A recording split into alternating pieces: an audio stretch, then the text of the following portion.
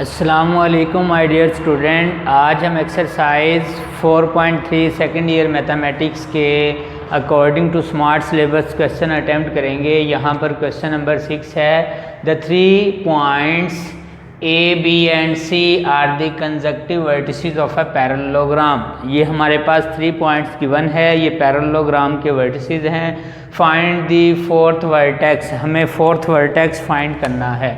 तो सबसे पहले हम क्या करते हैं, सबसे पहले हम यहाँ पर पैरेललोग्राम ड्रा कर लेते हैं। ये कंसीडर किया कि हमारे पास पैरेललोग्राम है और इस पैरेललोग्राम के 3 वर्टेक्स जो हैं वो गिवन है। कंसीडर किया ये वर्टेक्स ए है, ये बी है, ये हमारे पास सी है और ये फोर्थ वर्टेक्स हमें फाइंड करना है। अब ए वर्टेक्स के कोऑर्डिनेट क्या हैं? ए वर्टेक्स के कोऑर्डिनेट हैं हमारे पास 7, बी वर्टेक्स के कोऑर्डिनेट हैं हमारे पास -2, सी के हमारे पास कोऑर्डिनेट हैं 1, 4 और डी वर्टेक्स के कोऑर्डिनेट हमें फाइंड करने हैं। तो हम लेट कर लेते हैं कि डी के कोऑर्डिनेट हैं x, y। तो हम यहाँ पर सबसे पहले लेट करते हैं coordinate of fourth vertex B. Let किया हमारे पास let the coordinates of fourth vertex B x, y, that is then हमें ये d ऑफ x, y ये हमें फाइंड करना है और ये हमारा फोर्थ वर्टेक्स है। अब इसे फाइंड करने के लिए क्योंकि ये पैरेललोग्राम है, तो अगर ये हमारे पास पैरेललोग्राम है तो इसका मतलब है स्लोप ऑफ ए बी और स्लोप ऑफ डी सी ये क्या होगी, सेम होगी। क्योंकि प्रॉपर्टीज़ है स्लोप की, if lines are parallel then slopes are equal. और सेम यहाँ पर हमारे पास स्लोप ऑफ बी सी और स्लोप ऑफ सी डी ये क्या रहेगी, स्लोप ऑफ बी सी और स्लोप ऑफ ए डी क्या रहेगी, इक्वल आएगी। क्योंकि ये दोनों लाइंस पैरेलल हैं और अगर लाइंस पैरेलल हों तो स्लोप्स क्या होती हैं, स्लोप इक्वल होती है। तो यहाँ पे हम सबसे पहले यहाँ पे राइट करेंगे because A B C D is a parallelogram, therefore क्योंकि A B C D parallelogram है, देयरफॉर हम कह सकते हैं slope of A B equal है स्लोप ऑफ डी सी। ये ए बी की स्लोप डी सी की स्लोप के इक्वल होगी। एक डी सी राइट कर लें या सी डी राइट कर लें, एक ही बात है। अब सबसे पहले यहाँ पर slope of A B, slope का फार्मूला क्या था हमारे पास, स्लोप का ये फार्मूला था, स्लोप को m से रिप्रेजेंट करते थे y2 - y1 upon x2 - x1, ये हमारे पास स्लोप का फार्मूला था। तो स्लोप ऑफ ए बी हमारे पास फार्मूला ए बी पे स्लोप अप्लाई करने लगे हैं y2, ए के कोऑर्डिनेट कंसीडर हो रहे हैं x1 y1 और बी के कोऑर्डिनेट कंसीडर हो रहे हैं x2 y2। तो ये बनेगा y2 - y1 अपॉन x2 ये हमारे पास है -2 -x1 ये हमारे पास क्या है 7। यानी क्या किया हमने, स्लोप का फार्मूला अप्लाई किया। ये इस वक्त है x1 और ये इस वक्त है y1 और ये x2 है, ये y2। तो y2 - y1 divided by x2 - x1। और सेम यहाँ पर स्लोप ऑफ डी सी क्या है हमारे पास, अब d के कोऑर्डिनेट कंसीडर हो रहे हैं x1 y1 और c के कोऑर्डिनेट कंसीडर हो रहे हैं x2 y2। तो ये बनेगा y2 - y1 upon x2 - x1। इसे अगेन सिंप्लीफाई करते हैं, नेगेटिव प्लस, ये बनेगा 3/-9 और यहाँ पर 4 - y upon x1 - x cancel करेंगे तो ये बनेगा हमारे पास -1/3 is equal to 4 - y upon 1 minus x. By cross multiply तो ये बनेगा हमारे पास negative into 1 minus x is equal to 3 into 4 minus y. हमने बाय क्रॉस मल्टीप्लिकेशन कर दी तो यहाँ पे बनेगा माइनस का 1 प्लस का x, यहाँ बनेगा 12 माइनस 3y। अगेन इसे सिंप्लीफाई करते हैं, x वाली टर्म इधर शिफ्ट करते हैं, x माइनस का 3y इधर शिफ्ट करेंगे तो प्लस का 3y इक्वल टू 12 और नेगेटिव 1 राइट साइड पे शिफ्ट करेंगे +1। तो हमारे पास इस तरह एक इक्वेशन बनेगी x plus 3y is equal to 13। इसे हम इक्वेशन नंबर 1 कहेंगे। अब क्या करेंगे, सेकंड इक्वेशन को लेंगे, यहाँ पर हिंट यूज़ करते हुए बिकॉज स्लोप ऑफ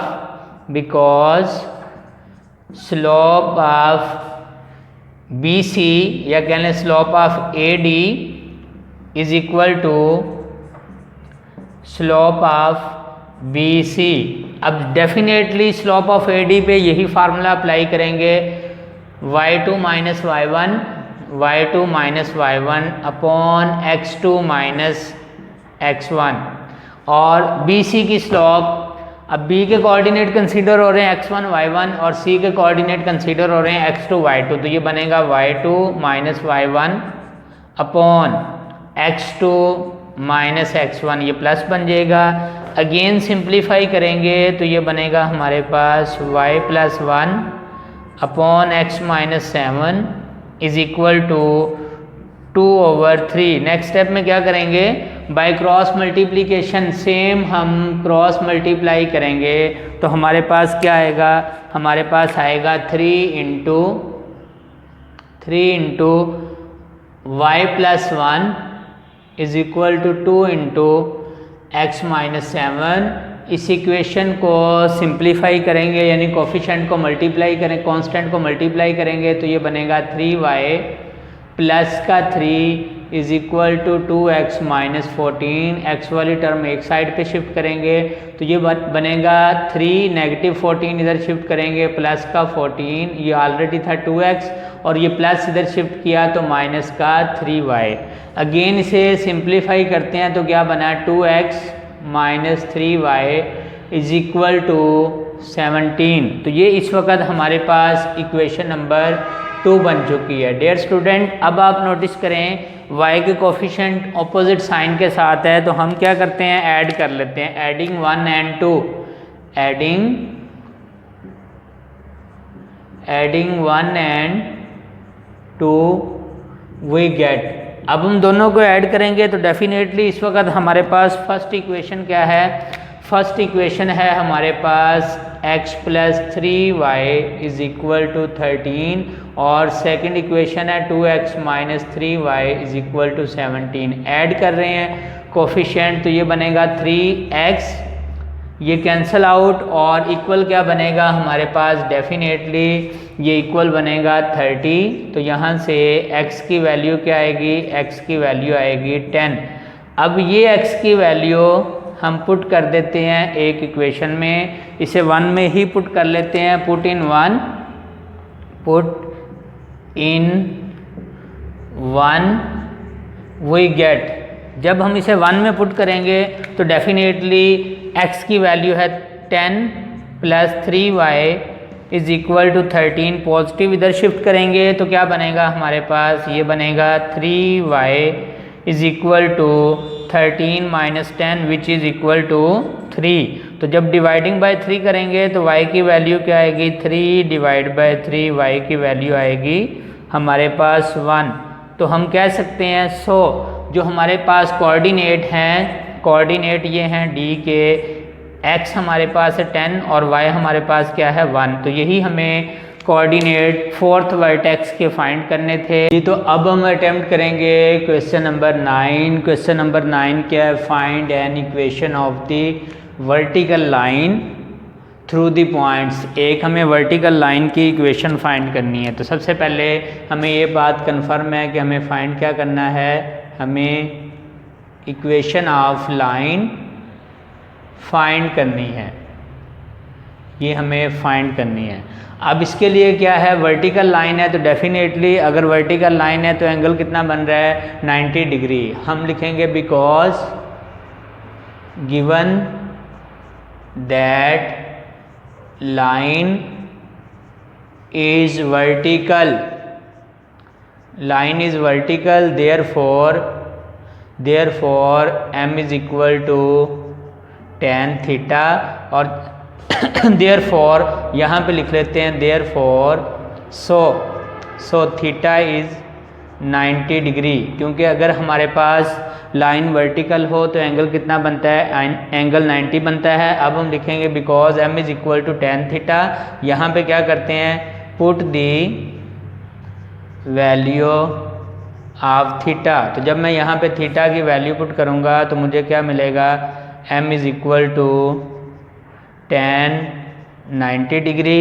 और tan 90 डिग्री क्या होता है, tan 90 डिग्री अनडिफाइन होता है। कैसे, ऐसे भी हम लिख सकते हैं sin 90 degree upon cos 90 degree. अब sin 90 डिग्री क्या होता है 1, cos 90 डिग्री क्या होता है 0, तो 1/0 क्या बन जाएगा, ये हमारे पास अनडिफाइन बन जाएगा। इसका मतलब है हमारे पास जो स्लोप है वो क्या है, अनडिफाइन है। m is equal to undefined, slope हमारे पास अनडिफाइन है। अब पॉइंट गिवन है, जो पॉइंट गिवन है लेट कर लिया कि ये हमारे पास पॉइंट है p of x1, y1 with coordinate हमारे पास है -5, 3। ये हमारे पास पॉइंट के कोऑर्डिनेट हैं। अब हमें क्या करना है, हमें लाइन इक्वेशन की, हमें इक्वेशन ऑफ लाइन फाइंड करनी है। तो हमारे पास इसके लिए फार्मूला यूज़ होगा point slope form, point slope form. और पॉइंट स्लोप फॉर्म हमारे पास फार्मूला क्या है, पॉइंट स्लोप फार्मूला हमारे पास ये है y minus y1 is equal to m into x minus x1। ये हमारे पास फार्मूला है। और इस फार्मूले में where m is slope of the, m is slope and x1 y1 is a point, ये इसमें पॉइंट यूज़ होता है। अब हम क्या करते हैं, इसमें वैल्यू पुट कर देते हैं, पुट दी वैल्यूज़। जब हम इसमें वैल्यू पुट करेंगे, put the values we get, जब हम इसमें वैल्यू पुट करेंगे तो आप नोटिस करें यहाँ पर हमारे पास y सेम माइनस y1 क्या है 3 is equal to m, slope क्या है undefined, into x minus x1 क्या है हमारे पास, x1 हमारे पास है -5, तो -5 ये नेक्स्ट स्टेप में क्या बन जाएगा, +5 बन जाएगा। और इसको हमारे पास एक ही सोल्यूशन है इन्फिनिटी का, हम ये लिख सकते हैं because solution of infinity is 1/∞ which is equal to 0। यानी कहने का मतलब ये है कि जब भी हमारे क्वेश्चन में इन्फिनिटी की साइन आएगी, हमारी कोशिश ये होगी कि इसको फ्रैक्शन में शिफ्ट करेंगे, क्योंकि जब हम इसे फ्रैक्शन में शिफ्ट करेंगे तो ये क्या बन जाएगा, ये 0 बन जाएगा। सेम जैसे हमारे पास 1/0 क्या है, 1/0 अनडिफाइन है। तो अगर मैं इसमें इंटरचेंज करता हूँ इन दोनों को तो 1/∞ क्या बनेगा, डेफिनेटली 1/∞ इक्वल टू 0 बन जाएगा। तो यहाँ पर ये मैं जस्ट आपको एक्सप्लेन के लिए वैसे राइट कर रहा हूँ। हम इसको राइट साइड पे शिफ्ट करेंगे तो ये बनेगा y-3 divide by infinity is equal to x + 5। अब सम वैल्यू ओवर इन्फिनिटी ये क्या बन जाएगा, सम वैल्यू ओवर इन्फिनिटी ये बनेगा हमारे पास 0 और यहाँ पे बनेगा x + 5। और हम इसको ऐसे भी लिख सकते हैं x + 5 इज इक्वल टू 0। ये हमारे पास वर्टिकल लाइन है जो हमें फाइंड करनी थी, तो हम ये राइट कर देंगे विच इज़ रिक्वायर्ड, ये वो। अब हम अटेम्प्ट करेंगे question number 10, find an equation of the line. हमें लाइन की इक्वेशन फाइंड करनी है through point this and having slope this. फिर वही बात, हमारे पास क्वेश्चन में पॉइंट गिवन है, स्लोप गिवन है, तो यहाँ पर हम राइट कर सकते हैं गिवन, हमारे पास पॉइंट गिवन है A, कंसीडर कर लेते हैं कोऑर्डिनेट x1, y1 और ये हमारे पास क्या है जी, ए के कोऑर्डिनेट है -6,5 एंड स्लोप आपको पता है स्लोप को हम स्मॉल m से रिप्रेजेंट करते हैं और ये हमारे पास क्या है 7। फाइंड क्या करना है, हमने इक्वेशन ऑफ लाइन फाइंड करनी है। अब इक्वेशन ऑफ लाइन में कौन सा फार्मूला यूज़ करेंगे, पॉइंट स्लोप फॉर्म। हम यूज़ करेंगे पॉइंट स्लोप फॉर्म और पॉइंट स्लोप फॉर्म का फार्मूला क्या है, y minus y1 is equal to m into x minus x1। ये फार्मूला है, इस फार्मूले को हम अप्लाई करेंगे। अब क्या करेंगे, पुट दी वैल्यूज़, इसमें वैल्यू पुट करेंगे, put the values we get. अब यहाँ पर y1 की वैल्यू क्या है 5, तो ये बनेगा y minus 5 is equal to slope हमारे पास क्या है 7 और ब्रैकेट में x माइनस x1 क्या है -6, ये क्या बनेगा प्लस। अगेन सिंप्लीफाई करेंगे, y minus 5 is equal to 7x plus 42। Again इसे सिंप्लीफाई करते हैं हम x y वाली टर्म को, तो ये बनेगा हमारे पास 7x प्लस 42 माइनस का y प्लस का 5 इक्वल टू 0। तो ये हमारे पास इक्वेशन क्या बनी 7x माइनस का y और इसको जब हम ऐड करेंगे तो प्लस का बनेगा हमारे पास 47 is equal to 0 which is required और यही हमें फाइंड करनी थी। अब नेक्स्ट है हमारे पास इसी का ई पार्ट में भी हमें equation of line he find करनी है और गिवन क्या है y इंटरसेप्ट गिवन है -7 एंड स्लोप गिवन है -4। अब इस क्वेश्चन को हम 2 फार्मूले से सॉल्व कर सकते हैं। एक तो ये है कि जहाँ पर ये जो y इंटरसेप्ट है इसको हम c से रिप्रेजेंट करते हैं और ये जो स्लोप गिवन है इसे हम m से रिप्रेजेंट करते हैं। हम डायरेक्ट फार्मूला अप्लाई करेंगे y इंटरसेप्ट फॉर्म का, बिकॉज y इंटरसेप्ट फॉर्म हमारे पास ये फार्मूला है। y इंटरसेप्ट फार्मूला क्या है, y is equal to mx plus c। इसमें हम क्या कर देते हैं, वैल्यू पुट कर देते हैं, पुट दी वैल्यूज़। इसमें जब हम वैल्यू पुट करेंगे तो y is equal to m हमारे पास क्या है, m हमारे पास है -4x और c क्या है -7। तो अगर मैं इसे रीअरेंज करूँगा तो ये बनेगा 4x plus y plus 7 is equal to 0। तो ये हमारे पास इक्वेशन आ चुकी है लाइन की जो हमें फाइंड करनी थी। अब सेकंड वे क्या है, हम ये फार्मूला अप्लाई कर सकते हैं यही पॉइंट स्लोप फॉर्म का। अब इसमें हमें पॉइंट चाहिए होता है तो हमारे पास x इंटरसेप्ट गिवन है, x इंटरसेप्ट गिवन है तो हम लिख सकते हैं y इंटरसेप्ट गिवन है because y intercept is equal to -7। Therefore इसका मतलब क्या है, इसका मतलब पॉइंट का आपको पता है y इंटरसेप्ट पे x कोऑर्डिनेट क्या होता है 0 होता है। देयरफॉर ये अगर मैं इसे पॉइंट के कोऑर्डिनेट फॉर्म में लिखूं तो ये बनेगा 0, -7। सो फार्मूला क्या है, अगेन अप्लाई करेंगे पॉइंट स्लोप फॉर्म का। पॉइंट स्लोप फॉर्म क्या है हमारे पास, सो पॉइंट स्लोप फॉर्म और पॉइंट स्लोप फॉर्म क्या है y minus y1 is equal to m into x minus x1। ये फार्मूला अप्लाई किया, इसमें वैल्यू पुट करते हैं y माइनस y1 क्या है नेगेटिव, प्लस बन जाएगा 7। स्लोप क्या है डेफिनेटली -4, x माइनस x1 क्या है 0। इस वक्त पॉइंट के ये कोऑर्डिनेट है x1, y1।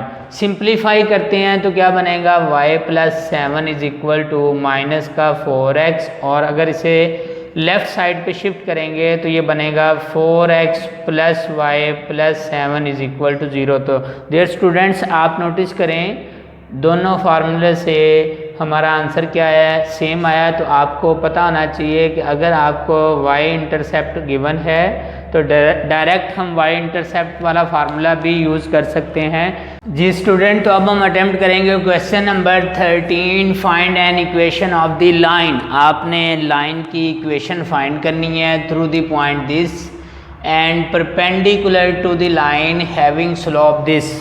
अब कहता है कि जो आपने लाइन की इक्वेशन फाइंड करनी है वो एक लाइन पर परपेंडिकुलर है और जिस लाइन पर परपेंडिकुलर है उसकी स्लोप हमारे पास गिवन है। तो सबसे पहले तो यहाँ पर हमें फाइंड क्या करना है, हमें क्लियर कंफर्म है इक्वेशन ऑफ लाइन हमें फाइंड करनी है, इक्वेशन ऑफ लाइन हमें फाइंड करनी है।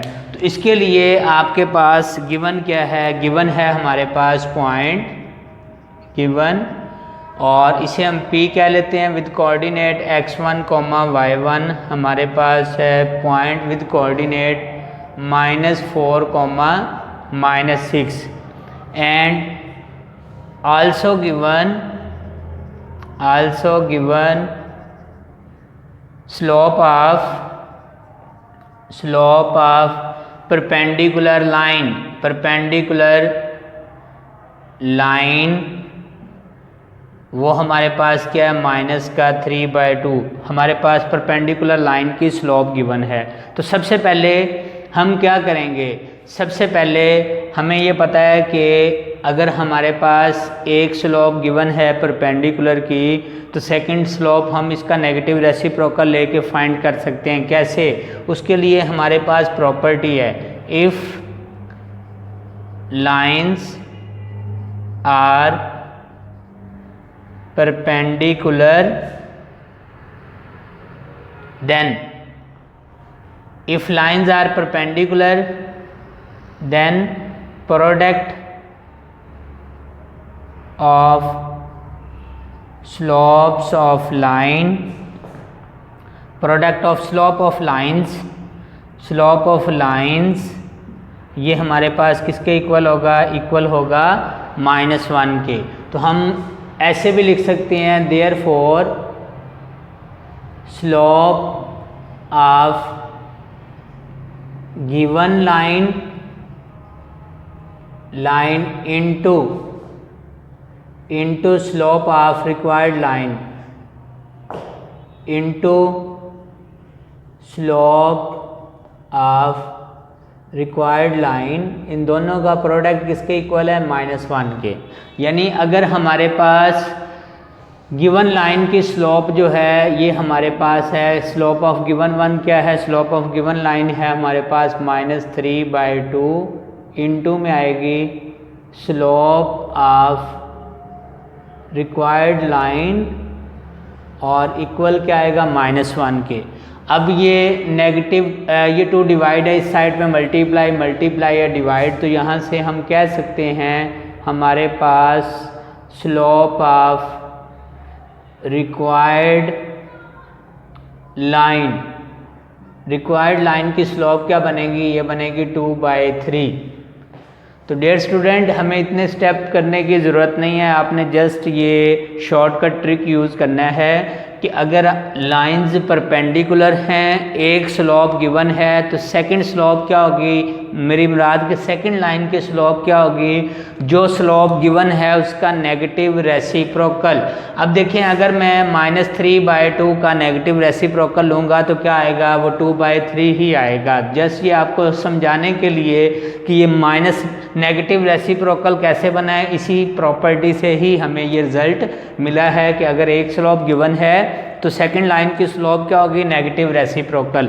अब हमें फाइंड क्या करना है, हमें फाइंड करनी है इक्वेशन ऑफ लाइन। अब आप नोटिस करें हमारे पास पॉइंट गिवन है, हमारे पास स्लोप गिवन है, तो इक्वेशन ऑफ लाइन फाइंड करने के लिए हम यूज़ करेंगे अगेन पॉइंट स्लोप फॉर्म या कह लें पॉइंट स्लोप फार्मूला।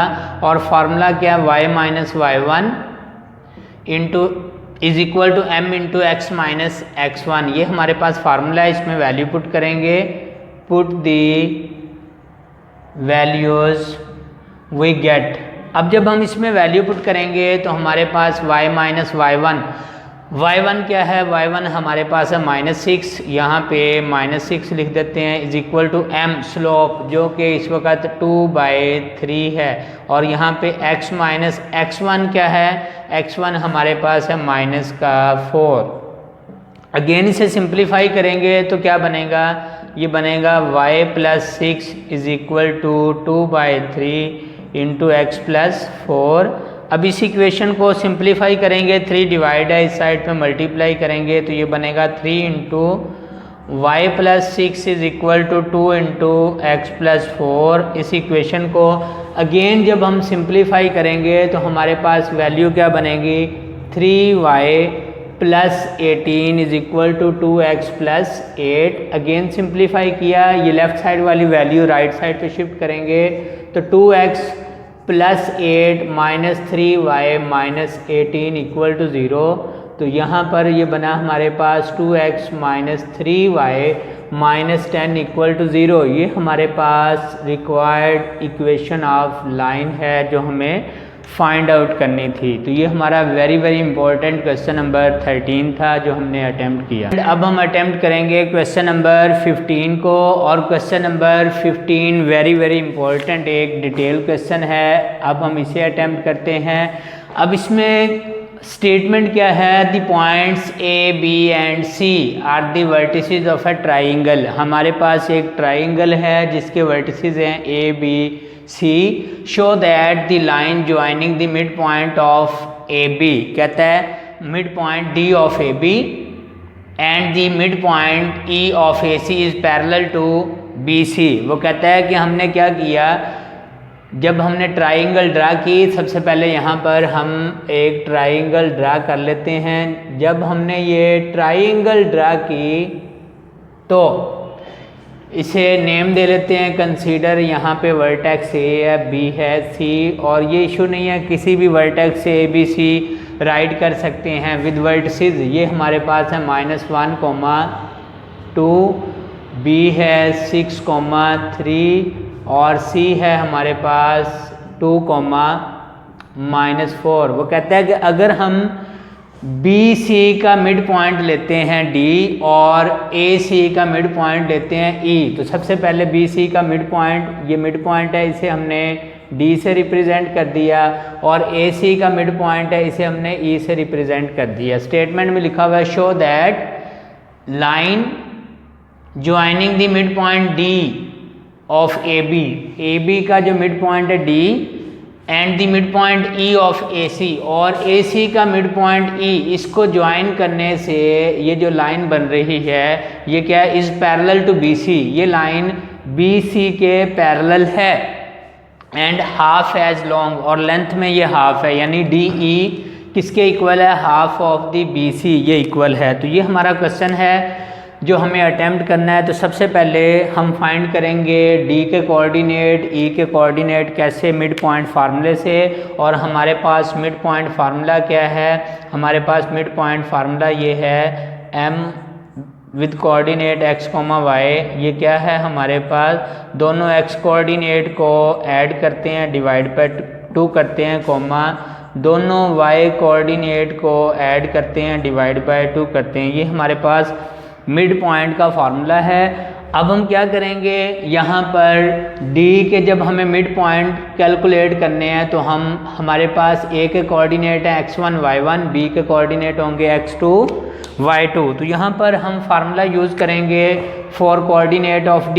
यहाँ पर राइट कर लेते हैं D के कोऑर्डिनेट हमारे पास क्या होंगे, मिड पॉइंट फार्मूले से दोनों x कोऑर्डिनेट को ऐड करेंगे, यानी ये बनेगा हमारे पास -1 + 6 डिवाइड बाय 2, और y कोऑर्डिनेट को ऐड करेंगे 2 + 3 डिवाइड बाय 2। तो हमारे पास D के कोऑर्डिनेट क्या आएंगे, 5/2,